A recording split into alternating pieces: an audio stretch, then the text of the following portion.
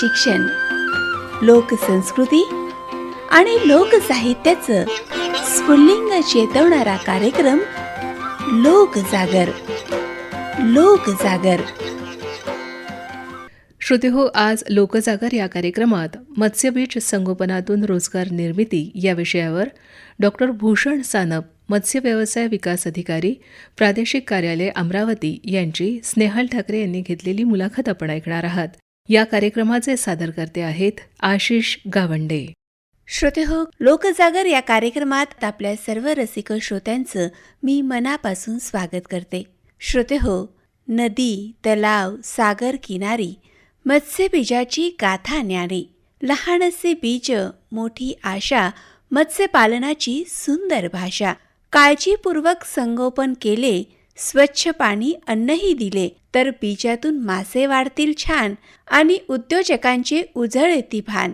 चला तर मग लोकजागर या कार्यक्रमात आज आपण मत्स्यबीज संगोपन आणि रोजगाराच्या संधी या विषयावर चर्चा करण्याकरता आमंत्रित केलंय डॉक्टर भूषण सानप यांना, जे मत्स्य व्यवसाय विकास अधिकारी, प्रादेशिक कार्यालय अमरावती येथे कार्यरत आहेत. नमस्कार भूषण सर, आपलं लोकजागर या कार्यक्रमात मी मनापासून स्वागत करते. नमस्कार मॅम.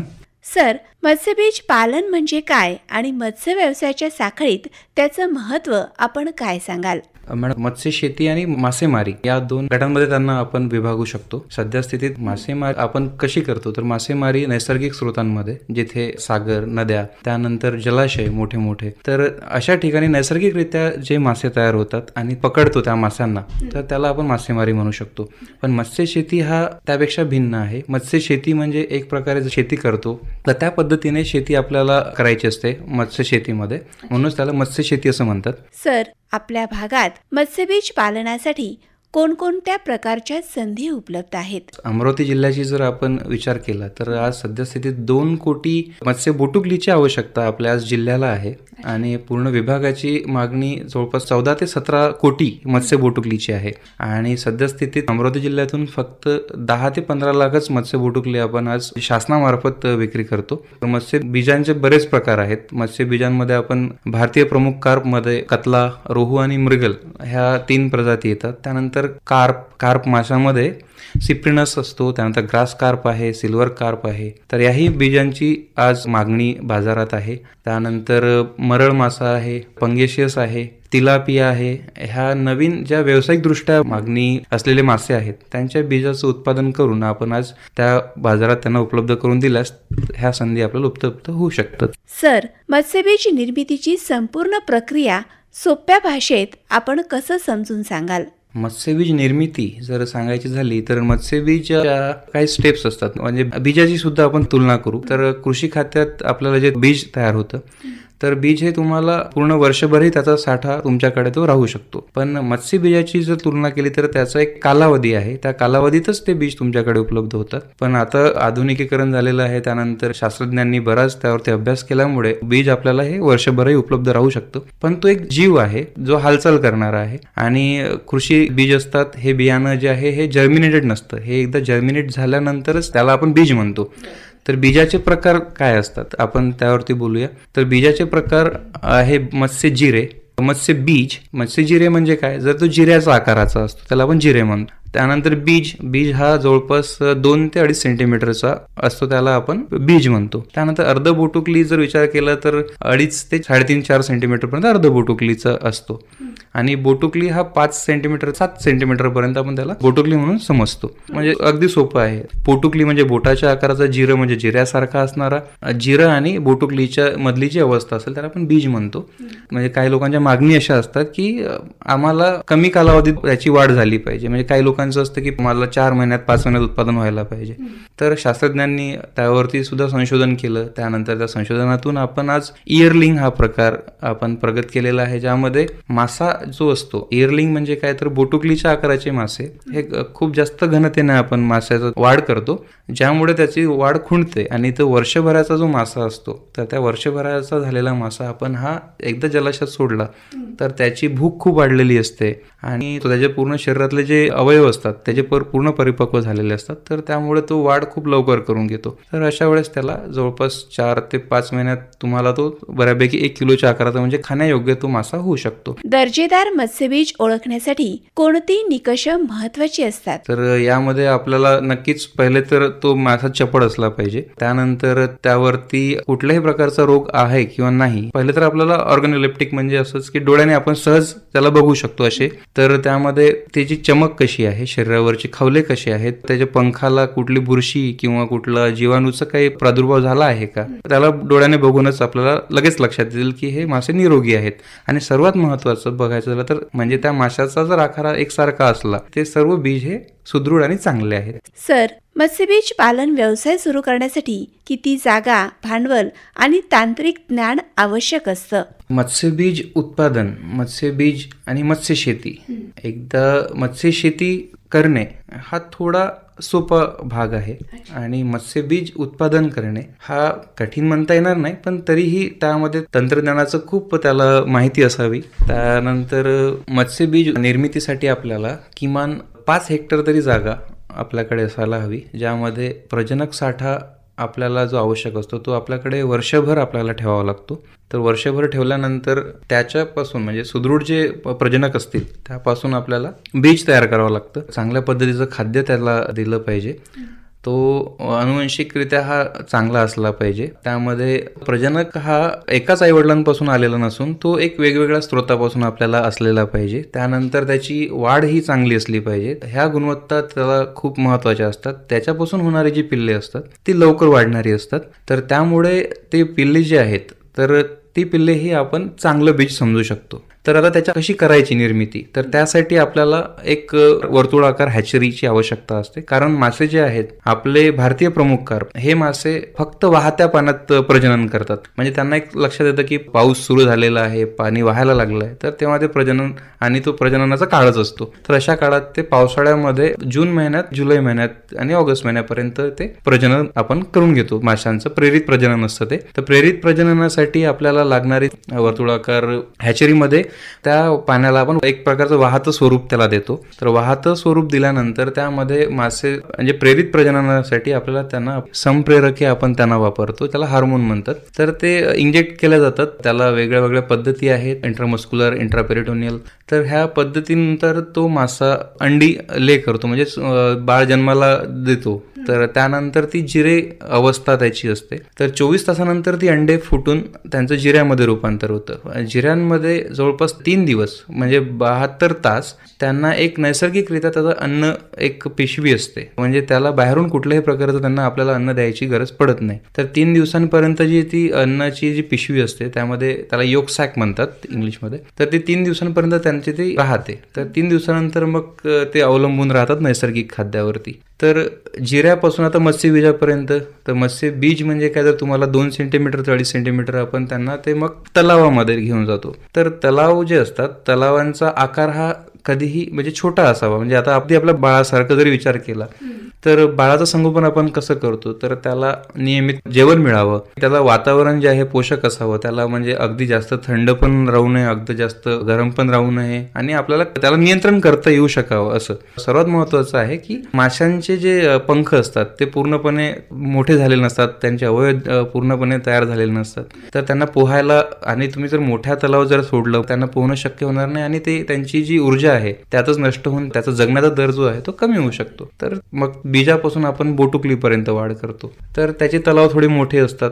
तर असे टप्प्याटप्प्याने त्याचं उत्पादन आपल्याला घ्यायचं असतं. तर बोटुकलीपर्यंत आणि इयरलिंग तुम्हाला सांगितलेलं आहे मी अगोदर, आणि इयरलिंग सारखा मासा सुद्धा आपण मग वर्षभर तो आपल्याकडे ठेवावा लागतो आणि त्याचीही आपण बीज म्हणून त्याची विक्री करत. सर, या क्षेत्रात युवक आणि सुशिक्षित बेरोजगारांसाठी कोणत्या रोजगाराच्या संधी उपलब्ध आहेत? मत्स्य व्यवसाय असा व्यवसाय आहे की ज्यामध्ये तुम्ही शून्यापासून सुरुवात करू शकता. म्हणजे हा मत्स्य शेती सुद्धा करत आहे, मत्स्य उद्योग सुद्धा म्हणता येईल आणि मत्स्य व्यवसाय सुद्धा म्हणता येईल आणि त्याही पलीकडे तो खूप मोठा उद्योग आहे. तर आपल्याला मत्स्य शेती जर करायची झाली किंवा आपल्याकडे भांडवल कमी आहे, तर भांडवल कमी असल्यानंतर तुम्हाला 5,000 स्क्वेअर फीट जागेमध्ये सुद्धा आपल्याला RAS झालं किंवा बायोफ्लॉक झालं, म्हणजेच पुनर्पाणी वापर प्रणाली आहे, त्यामध्ये एकच पाण्याचा प्रकार जो म्हणजे सपोज असं ठिकाण जिथे पाण्याचं मुबलक साठा नाही आहे, त्यांच्याकडे जागेचा अभाव आहे, तर अशा ठिकाणी असे प्रकल्प आपण जर राबवलेत आणि त्यामध्ये बीज आपण मोठं केलं तर तोही त्यांना व्यवसाय सुरुवात होऊ शकतो. आणि शासनाकडून बऱ्याच योजना उपलब्ध आहेत, त्या योजनेचा ते लाभ घेऊ शकतात आणि नियमित बऱ्याच योजना ह्या शासनाकडून येत असतात. तर शासनाच्या कोणकोणत्या योजना, अनुदाने किंवा प्रशिक्षण कार्यक्रमाचा लाभ इच्छुकांनी घ्यायला हवा असं आपल्याला वाटतं? नक्कीच तंत्रज्ञानावर आधारित आपण शेती करतो आहोत. आधुनिक काळाची ती गरज आहे, तर त्यामध्ये प्रशिक्षणाची आवश्यकता ही प्रत्येकाला आहे. प्रशिक्षण नियमित आणि वारंवार जर घेतलं तर त्याचा नक्कीच त्यांना फायदा होईल. त्यासाठी तुम्ही प्रादेशिक मत्स्य व्यवसाय कार्यालयास तुम्ही नक्कीच भेट द्यावी आणि इच्छुकांनी त्यांचे नाव नोंदवून एक आमच्याकडे व्हॉट्सअप ग्रुप तयार केलेला आहे, तर त्यांना त्या ग्रुपमध्ये ऍड करून घेऊ आणि त्यांना ज्या संधी असतील शासनाकडून येणाऱ्या तर त्यांना लगेच त्या कळतील. योजना बऱ्याच आहेत आपल्याकडे, 27 एक जवळपास वेगवेगळ्या प्रकारच्या आपल्याकडे योजना आहेत मत्स्य विभागामध्ये. सद्यस्थितीत महाराष्ट्रामध्ये मुख्यमंत्री मत्स्य संपदा योजना, तर ह्यामध्ये मत्स्य संपदा योजना ही याच वर्षी आपल्याला सुरू झालेली आहे आणि ह्या योजनेअंतर्गत आपल्याला मत्स्यसंगोपन तलावाकरिता 75% अनुदान हे राखीव आणि अराखीवकरिता 50% अनुदान आपण देतो आहोत. त्यानंतर संवर्धन तलाव सुद्धा आपल्याला करता येतात. संवर्धन तलावासाठी पण 75 आणि 50% असे 2 अनुदानाचे प्रकार आहेत आणि त्याला लागणारी लागत ही 8 लाख रुपये प्रति हेक्टर आहे. तर अशी ती जास्तीत जास्त मर्यादा त्याची 2 हेक्टरपर्यंत त्याला करता येईल. मत्स्यबीज उत्पादन केंद्र उभारण्यासाठी कोणत्या परवानग्या किंवा शासकीय प्रक्रियांची आवश्यकता असते? मत्स्यबीज उत्पादन केंद्र आणि मत्स्यबीज संवर्धन केंद्र ह्यासाठी लागणाऱ्या परवानग्या, आधी तर आपल्याकडे जागा असावी, त्या जागेमध्ये पाणी असावं. त्यानंतर ह्या सर्व बाबीचा एक आता सध्या मत्स्यबीज प्रमाणीकरण पद्धती आपण आपल्या राज्यामध्ये राबवत आहोत. त्या प्रमाणीकरण प्रमाणन या पद्धतीमध्ये त्या माशाचं बीज हे कितपत चांगलं आहे, त्यामध्ये त्यांचं खाद्य कसं होतं, व्यवस्थापन कसं होतं, पण ह्या सर्व बाबींचा एक आढावा घेतो. तर त्या आढाव्याच्या आधारावर त्याला एक सर्टिफिकेशन एक दिलं जातं राज्य शासनाकडून. तर सद्यस्थितीत ह्या परवानग्या त्याला घ्याव्या लागतात. सर, हवामान बदल, पाण्याची गुणवत्ता आणि रोगराई यासारखी कोणती प्रमुख आव्हानं या व्यवसायासमोर आहेत? नक्कीच मॅडम, हवामान जे बदल आहे त्यावरती आपलं नियंत्रण सध्या तरी नाही, तर त्यानुसार आपल्या शेतीमध्ये कुठल्याही अडचणी येत असतील त्यावर नेहमीच आपल्याला त्याचं व्यवस्थापन हे चांगलं व्हावं यासाठी प्रत्यक्ष त्याबाबत आपल्याला प्रत्येक गोष्टीचं ज्ञान असणे आणि आपल्याला तिथे सक्षमरित्या त्याला ते सांभाळावं लागतं. तर व्यवस्थापनामध्ये जर बघायचं झालं तर पाण्याची गुणवत्ता ही खराब होते, तर खराब होण्यामागे बरीच कारणं असतात. तर तो पाण्याचा स्रोत कुठला आहे, पाण्याचा स्रोत आपला जर कुठल्या प्रकारे पोल्युटेड असेल तर त्यामुळे संगोपन किंवा उत्पादन केंद्राला आपल्याला त्याचा त्रास होऊ शकतो. आणि पाण्याची गुणवत्ता ही व्यवस्थापनाच्या अभावी तर तिथेही पाण्याची गुणवत्ता ही खराब होते. तर त्यात मुख्य आहे त्याचं खाद्य व्यवस्थापन. तर खाद्य व्यवस्थापन करताना त्या पाण्यामध्ये योग्य प्रमाणात खाद्य देणं, योग्य वेळेत खाद्य देणं हे खूप आवश्यक असतं. आणि मत्स्य संगोपनाच्या कालावधीमध्ये कसं असतं, अगदी आपल्या बाळासारखं की त्याला दर 2 तासाने खाद्य देणं आवश्यक असतं. एक त्याचे जे सुरुवातीचे 15 ते 20 दिवस असतात, त्यानंतर 15 ते 20 दिवसानंतर त्याला 3 तासाने खाद्य द्यायला पाहिजे. आणि मासे जे संगोपन करतो आपण ते छोट्या तलावात करतो, म्हणजे जेणेकरून जर पाण्याची गुणवत्ता आपल्याला जर नाही राखता आली तर ते लवकरात लवकर ती मासे आपल्याला विलगीकरण करता आले पाहिजे. तर ते काढून आपल्याला दुसऱ्या तलावात नेता आले पाहिजेत. आणि शक्यतो पाण्याचा जो रंग असतो फिकट हिरवा असावा.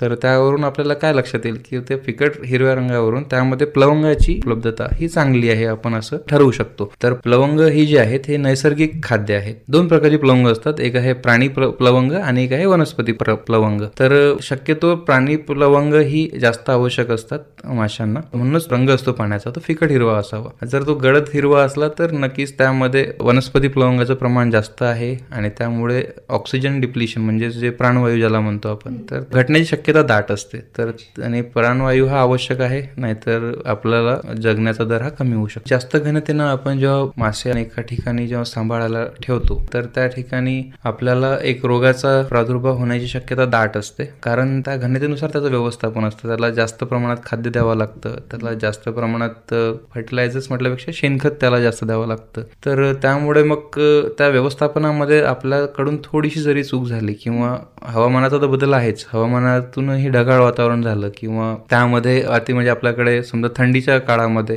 तेव्हाही त्या पाण्याच्या बदलांमध्ये फरक पडतो. तर त्यावरती नेहमीच आपल्याला लक्ष ठेवावं लागतं. जर रोग आहे, रोगमध्ये काय असतं की आपल्याकडे 3 घटक आहेत. आपण स्वतः म्हणजेच मासा, आपण त्याला तो पकडू, त्यानंतर पर्यावरण आणि तुमचं आहे तिसरं रोग. रोग म्हटल्यापेक्षा जीवाणू, विषाणू जे आहेत. तर तुमच्या शरीराची स्थिती कधी खराब होणार? नक्कीच तुमच्या पाण्याचं म्हणजे पर्यावरण, जर त्यामध्ये काही बदल झाला, पर्यावरणाचा बदल झाल्यामुळे माशाला त्रास होईल आणि अशा गोष्टीची संधी म्हणून हे जे विषाणू, जीवाणू असतात हे त्या माशावरती प्रादुर्भाव करू शकतात. तर तेव्हा आपल्याला त्या गोष्टीचं नेहमीच व्यवस्थापनावरतीच खूप जास्त अवलंबून आहोत. श्रोतेहो, लोकजागर या कार्यक्रमात आपण बातचीत करीत आहोत डॉक्टर भूषण सानप यांच्याशी, जे मत्स्य व्यवसाय विकास अधिकारी प्रादेशिक कार्यालय अमरावती येथे सध्या कार्यरत आहेत. सर, मत्स्यबीज उत्पादनात आधुनिक तंत्रज्ञान आणि वैज्ञानिक पद्धतीची भूमिका किती महत्त्वाची आहे याविषयी काय सांगाल?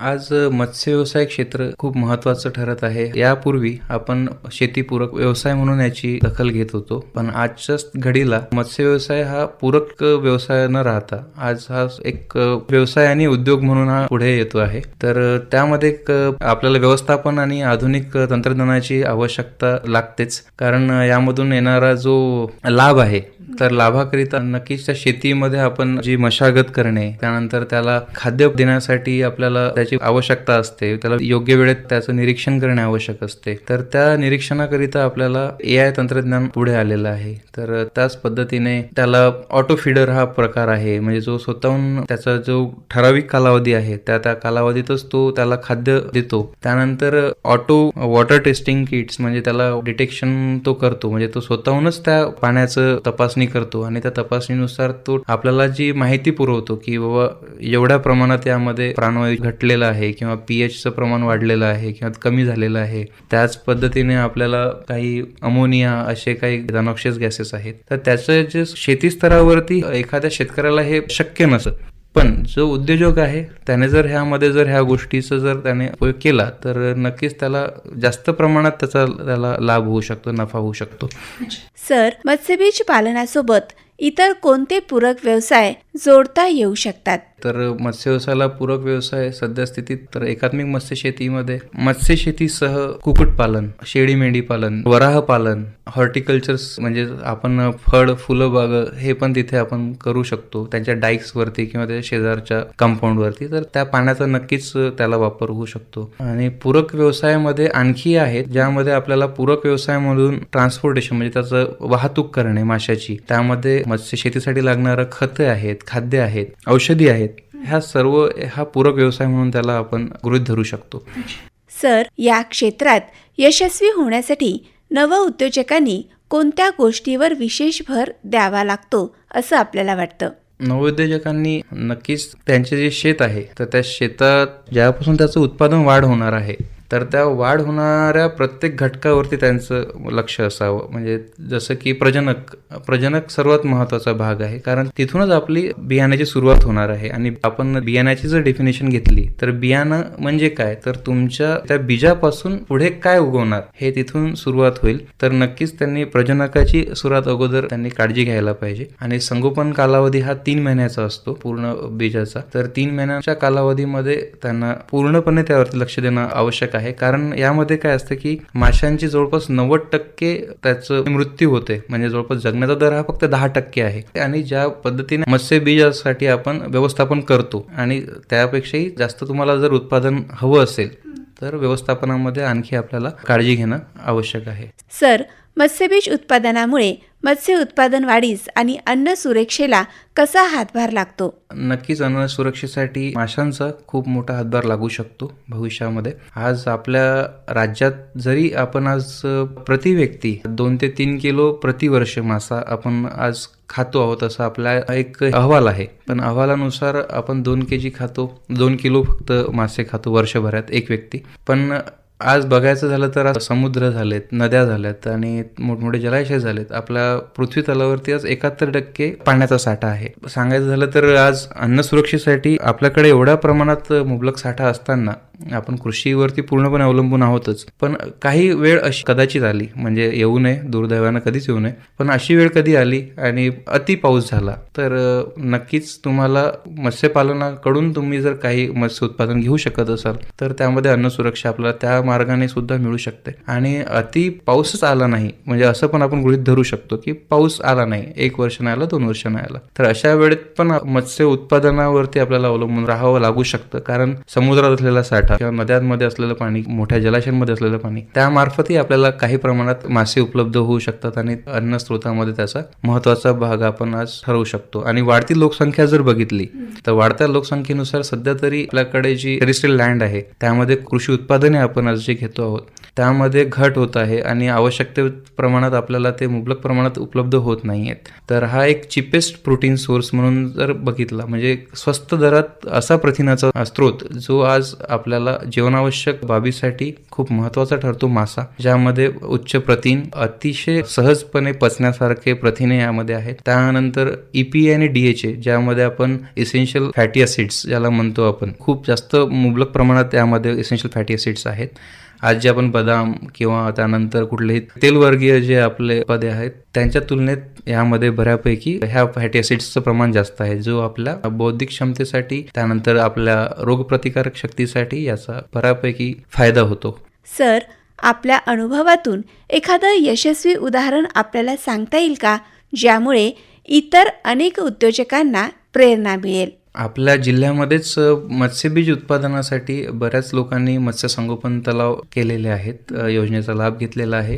त्यामध्ये अरुण पोहणे आहेत, एक वरुळ येथे आहे त्यांचा तलाव. तर ते बऱ्या प्रमाणात यावर्षी त्यांनी मत्स्यबीज संगोपन करून विक्री केलेली आहे. आणि त्यानंतर सांगायचं झालं तर एक महिला बचत गट आहे, महिला ग्राम संघ, एकलारा यवतमाळ येथे. तर त्यांचा एक जवळपास 150 लोकांचा एक समूह आहे महिलांचा, अनुसूचित जमातीच्या महिला आहेत त्यामध्ये. तर त्या महिला सध्या मत्स्य खाद्य निर्मिती सुद्धा करतात, मत्स्यबीज निर्मिती सुद्धा करतात, मत्स्य संगोपन करतात आणि ह्या मार्फत त्यांनी बऱ्याच बाबी ह्या शासनामार्फत त्यांना योजनेचा लाभ मिळालेला आहे आणि त्या चांगल्या पद्धतीने त्या राबवत आहेत. आगामी काळात मत्स्यबीज उत्पादन क्षेत्रात विकासाबाबत आपण कोणत्या संधी आणि शक्यता पाहता आहात? मत्स्यबीज उत्पादनाचा विचार केला तर आज मत्स्य व्यवसायाची वाढ होते आहे आणि त्यानुसार आपल्याला मत्स्य शेतीसाठी लागणारे बियाणे, तर बियाणे आणि बीज एकच आहेत. आपल्याकडे वाण आहे, वाण ही खूप प्रकारची आवश्यकता आहे. तर वाणांमध्ये सध्या आपल्याकडे व्यावसायिक दृष्ट्या जे महत्वाचे मासे आहेत तर त्यामध्ये सध्या स्थितीत आपल्याकडे भारतीय प्रमुख कार्प आहेत, त्यानंतर एक्झॉटिक कार्प आहेत, म्हणजे जे बाहेरून आलेले प्रजाती आहेत, त्यानंतर तिलापिया मासा आहे, त्यानंतर पंगेसियस आहे, मागूर आहे, पण तो देसी मागूर आहे, म्हणजे आपल्याला थाय मागूर किंवा आफ्रिकन मागूरच्या माशाचे बियाणे नाही हवे आहेत, आपल्याला देसी मागूर ज्याला म्हणून तो मासा आहे. त्यानंतर मरळ मासा आहे. या पद्धतीच्या माशांचे बियाणे आपल्या देशामध्ये, राज्यामध्ये उपलब्ध होऊ शकतात. त्यानंतर पापदा आहे. अशा बऱ्याच प्रकारची वाहने आपल्याला ज्या पद्धतीची तुम्हाला शेती करायची आहे त्या शेतीनुसार आज बियाणे आज हळूहळू आपल्याला उपलब्ध होत आहेत आणि त्यामध्ये शास्त्रज्ञांचं खूप मोठं योगदान आहे. या क्षेत्रात करिअर करू इच्छिणाऱ्या युवकांना आपण काय मार्गदर्शन कराल? या क्षेत्रामध्ये नवयुवक येऊ इच्छित असतील तर मी नक्कीच त्यांचं स्वागत करेल, कारण हा जो व्यवसाय आहे आज हा उदयास येणारा व्यवसाय आहे. त्यामध्ये आता फक्त सुरुवात झालेली आहे आणि सुरुवातीलाच आपल्याकडे एवढ्या संधी उपलब्ध आहेत आणि जो कोणी व्यक्ती यामध्ये येण्यास इच्छुक असेल त्याला त्याकडे भविष्यात बऱ्याच संधी उपलब्ध राहतील आणि नक्कीच तीच व्यक्ती आज संधी शोधत आहे आणि पुढे ती संधी उपलब्ध करून देणारी व्यक्ती सुद्धा बनू शकेल. सर, मत्स्यबीज पालन आणि रोजगार निर्मितीबाबत श्रोत्यांना आपण कोणता महत्त्वाचा संदेश द्याल? तर ते शेवटी मी एकच सांगू शकेल की तुम्ही जर मत्स्यबीज उत्पादन घेत असाल तर मत्स्यबीज उत्पादनासाठी मत्स्यबीज हे एक सुरुवात आहे, मत्स्य व्यवसायाची सुरुवात आहे. तिथून बीज आपण रोवणार आहोत, तर नक्कीच ते बीज हे चांगलं असावं. ह्यासाठी त्यांनी चांगल्या पद्धतीने त्याचं व्यवस्थापन करावं. जी आवश्यक प्रमाणपत्रे आहेत, त्यांचे सर्टिफिकेशन्स आहेत, त्या मार्फत शासनाकडून वेळोवेळी पत्रव्यवहार करून त्या बाबीवरती सुद्धा लक्ष त्यांनी देणं आवश्यक आहे. व्यवस्थापनावरती त्यांनी लक्ष देणं आवश्यक आहे आणि माशांना व्यवस्थित खाद्य त्यांना पुरवठा झाला पाहिजे. ह्यासाठी त्यांनी कारण खाद्य जे आहे तर खाद्याचं जवळपास पूर्ण शेतीमध्ये 60 ते 70% त्याचा खर्च असतो तो खाद्याचा असतो. तर त्या खाद्यावरती नियंत्रण असणे आणि त्याचं व्यवस्थापन प्रॉपर असणे हे खूप आवश्यक आहे. इच्छुक सर्व नवयुवकांनी, मत्स्य व्यवसायांनी, मत्स्य शेतकऱ्यांनी, मत्स्य उद्योजकांनी प्रादेशिक उपायुक्त मत्स्य व्यवसाय कार्यालय हे जे आहे रुक्मिणीनगर येथे अतुल मंगल कार्यालयाच्या बाजूला या ठिकाणी प्रादेशिक कार्यालय आहे. तसेच तिथेच सहाय्यक आयुक्त मत्स्य व्यवसाय अमरावती हे कार्यालय सुद्धा तिथे आहे. तर जास्तीत जास्त जिल्ह्यातील लोकांना काही आवश्यकता असेल तर ते जिल्हा कार्यालयाला भेट देऊ शकतात आणि त्यांना जर आणखी काही मार्गदर्शन हवं असल्यास प्रादेशिक कार्यालयात वगैरे पण येऊ शकतात. सर, इथे आपण आलात आणि इतकी छान माहिती आपण आम्हाला आणि आमच्या श्रोत्यांना करून दिलीत. मला एवढंच म्हणावंसं वाटेल, रोजगाराची नवी दिशा, मत्स्यपालन देई आशा, परिश्रम, ज्ञान आणि नियोजन यातून होते यशाचे सृजन. म्हणूनच मत्स्यबीज हे संपत्तीचे दान, वाढवूया त्यांचे महत्त्व महान. जलसंपदा जपूया सारे, समृद्ध होऊया सर्व गाव आणि उद्योजक सारे. आपण इथे आलात आणि इतकी छान माहिती सर आम्हाला आणि आमच्या श्रोत्यांना आपण करून दिलीत, त्याबद्दल अमरावती आकाशवाणी परिवारातर्फे मी आपली खूप खूप आभारी आहे. धन्यवाद. धन्यवाद मॅम. श्रोतेहो, आताच आपण लोकजागर या कार्यक्रमात मत्स्यबीज संगोपनातून रोजगार निर्मिती या विषयावर डॉक्टर भूषण सानप, मत्स्य व्यवसाय विकास अधिकारी, प्रादेशिक कार्यालय अमरावती यांची स्नेहल ठाकरे यांनी घेतलेली मुलाखत ऐकलीत. या कार्यक्रमाला निर्मिती सहाय्य दिलं होतं स्नेहल ठाकरे यांनी. तांत्रिक सहाय्य नारायण पवार यांचं होतं. तर या कार्यक्रमाचे सादरकर्ते होते आशिष गावंडे.